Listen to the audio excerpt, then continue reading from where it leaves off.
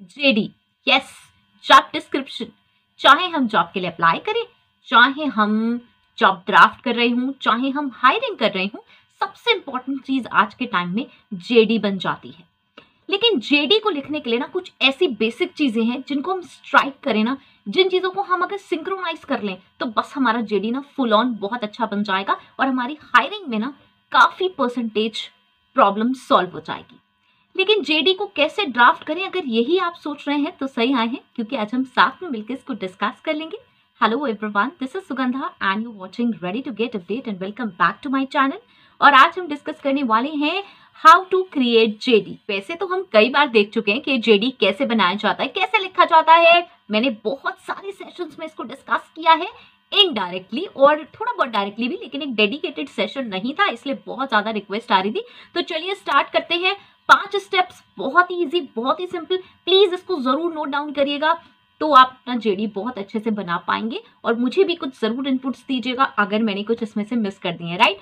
सो चलिए सबसे पहला देखते हैं, टेक इनपुट्स। सबसे पहला पॉइंट है टेक इनपुट्स। जहां से भी रिक्वायरमेंट आती है जॉब की, वहां से इनपुट्स लीजिए प्रॉपरली, हायरिंग मैनेजर से, अपने एचआर मैनेजर से, कलीग से, जहां से भी आपको इस वैकेंसी की इंफॉर्मेशन मिली है उनसे प्रॉपर इनपुट्स लीजिए।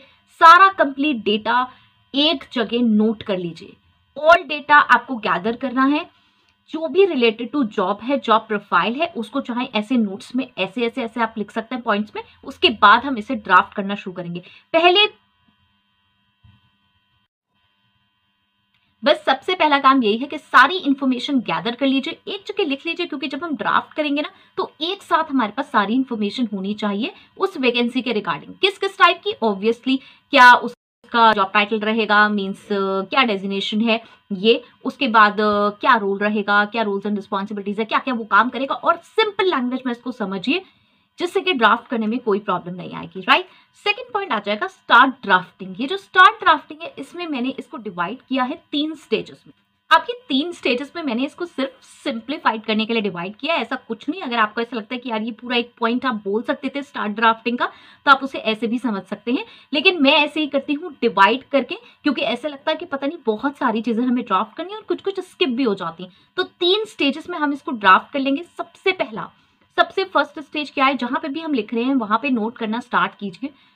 फर्स्ट स्टेज में, जो कि सबसे ज्यादा इंपॉर्टेंट है, और एक एक टाइप की चीजें हम एक एक स्टेज में डिस्कस करेंगे।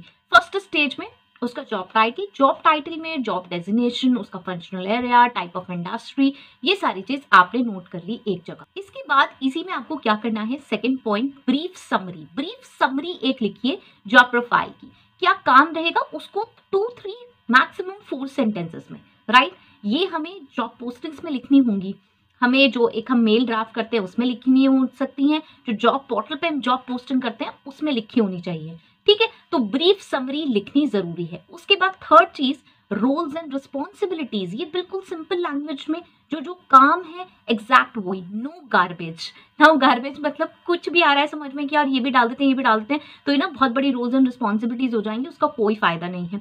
बहुत ज्यादा रोल्स एंड रिस्पॉन्सिबिलिटीज ऐसी फालतू में आप डाल देंगे कि चलो शायद हो सकता है हम कैंडिडेट से ये भी काम करा लेंगे, हो सकता है हम एम्प्लॉय से ये भी काम करा लेंगे। अगर बहुत सारी चीजें डाल देंगे तो वैसे ही कोई अप्लाई नहीं करेगा, राइट। तो इसलिए जितनी चीजें चाहिए वो एग्जैक्ट डालिए, बहुत ही सिंपल लैंग्वेज में। टेक्निकल वर्ड्स ऑब्वियसली आपको यूज करने होंगे, जो टेक्निकल वर्ड्स जरूरी है उस प्रोफाइल के अकॉर्डिंग, राइट। यहाँ पे ना मैं एक छोटी सी टिप देती हूँ, क्योंकि मेन प्रॉब्लम जो आएगी ना वो रोल्स एंड रिस्पॉन्सिबिलिटीज ड्राफ्ट करने में आएगी, और इसीलिए आप मुझसे पूछते हैं कि जेडी कैसे ड्राफ्ट किया जाए, क्योंकि लैंग्वेज का इशू आता है, बहुत सारी इंग्लिश की वजह से भी आता है और बहुत सारी टेक्निकल चीजों की वजह से भी आता है।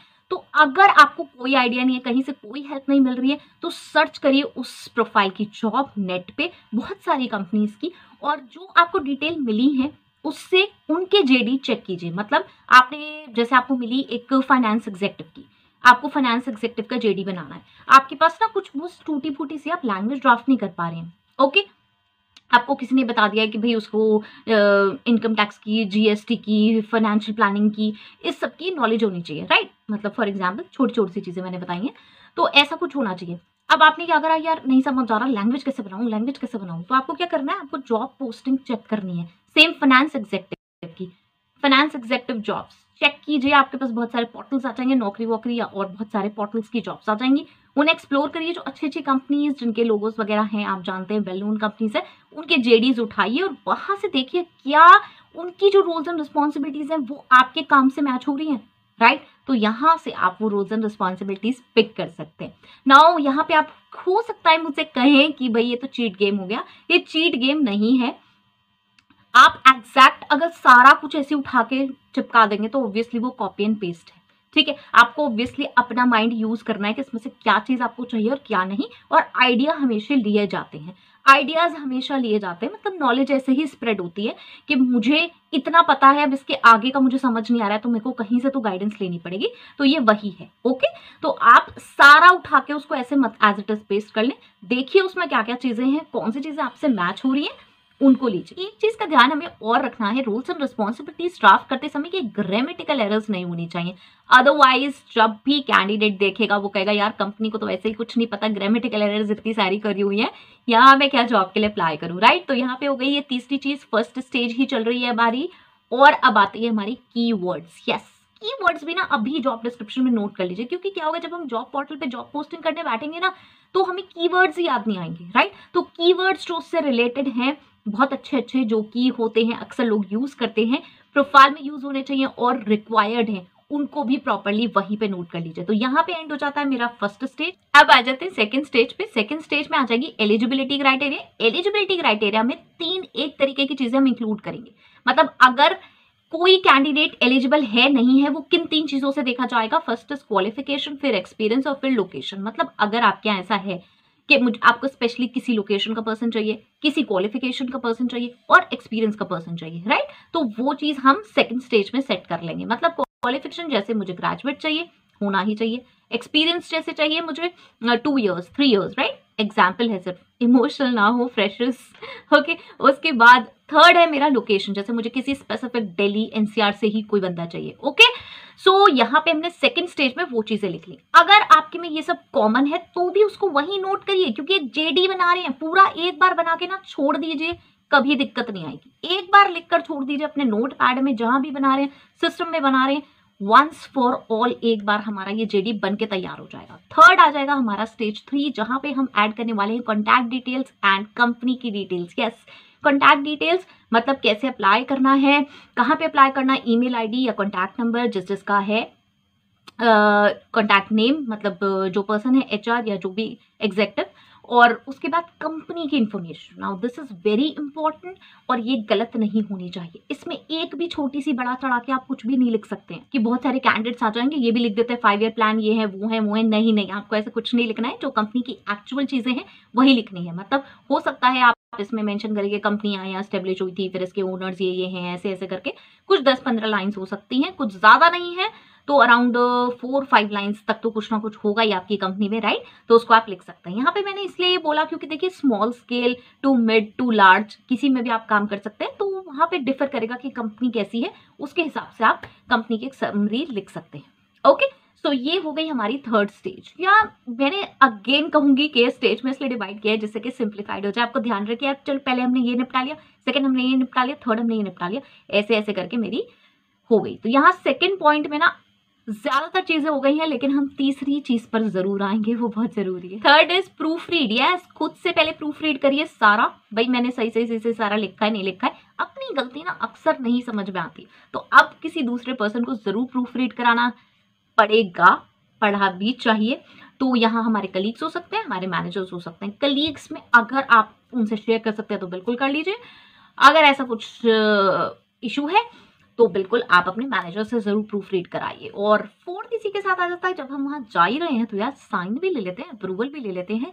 इस चक्कर में मत पड़िएगा कि मुझे कह दिया था सही हो गया है। हमेशा मैं एक चीज बोलती हूँ, आप एक एग्जेक्टिव लेवल पे, आप एक असिस्टेंट लेवल पे, चाहे आप एक मैनेजर लेवल पर भी हैं, मैनेजर लेवल पे हैं तो कोई तो मैनेजर होगा, कोई तो सीनियर होगा, कोई तो ओनर होगा, अप्रूवल जरूर लीजिए। यस, बेटर है अगर उनसे साइन ले सकते हैं सामने पेपर पे तो बहुत अच्छी चीज है, नहीं है तो ईमेल जरूर करिए और ईमेल पे एक अप्रूवल जरूर लीजिए और उस अप्रूवल को जरूर अपनी फाइल्स में लगाइए। यस, ये काम बिल्कुल करिएगा। अब उनकी रिस्पॉन्सिबिलिटी, उन्होंने देखा नहीं देखा, ट्रस्ट करके साइन कर दिया, अप्रूवल कर दिया, वो एक अलग चीज है, बट आपने उनके साइन ले लिए हैं, आप कभी नहीं फंसेंगे, राइट। ये सिर्फ इसलिए है, एक छोटी सी चीज मैं हमेशा इसलिए कहती हूँ क्योंकि बहुत बार ऐसा होता है कि सीनियर्स मुकर जाते हैं अपनी बातों से, वो नीचे लटका देते हैं जूनियर्स को, राइट। बहुत कॉमन चीज है ये। ओके, सो क्यों ना हम सेफ रहें और अप्रूवल ले लें और साइन करवा लें। नाउ चलो 5वां आ जाता है गो वायरल। वायरल हो जाइए, अब जहां चाहो से वायरल करना है, न्यूज़पेपर एडवर्टाइजमेंट में जाने वहां भेज दीजिए, जॉब पोर्टल्स पे, कंपनी वेबसाइट पे, कहीं पर भी, राइट। तो अब जब सब कुछ अप्रूवल वगैरह हो चुका है तो ऑब्वियसली आप एक बार ये भी पूछ लेंगे कि ये सब अब पोस्ट होना है नहीं होना है। ओके, अगर आपको जॉब डिस्क्रिप्शन मिलता है, ये तो ये है कि जब मैंने बिल्कुल स्क्रैच से स्टार्ट करा, ये बिल्कुल बेसिक स्टेप्स हैं जो मैंने ऊपर से बताया, ये तो मैंने बिल्कुल स्क्रैच से, मेरे पास कुछ भी नहीं था तब मैंने स्टार्ट किया। अगर मुझे पहले से जॉब डिस्क्रिप्शन मिला है तो क्या करें, तो भी ये प्रोसेस रिपीट करिए। रिपीट कैसे, एक बार पूरे जॉब डिस्क्रिप्शन को बहुत अच्छे से पढ़ें और इन स्टेजेस में डिवाइड कर ले अपने पेपर पे। आपके पास एक जॉब डिस्क्रिप्शन है, क्या प्रॉब्लम आ रही है यार, उसको मैं डिवाइड कर लेती हूँ 3 स्टेजेस में कि ये सारी चीजें इसमें है नहीं है, ठीक है, क्योंकि यही सारी चीजें होती है। एक चीज अगर आपकी कंपनी में कुछ और भी डिफरेंट है तो आप उसको इंक्लूड कर लें और इसको डिवाइड कर लें, और एक बार अगेन वो अप्रूवल और एंड ऑल ले सकते हैं आप, क्योंकि हो सकता है कि आपको जो ये मिला हो काम किसी एचआर के छोड़ने से मिला हो और आप अब ज्वाइन कर रहे हो, कहीं यार ये तो सब कुछ बना हुआ है, इसमें तुम मत पढ़ो।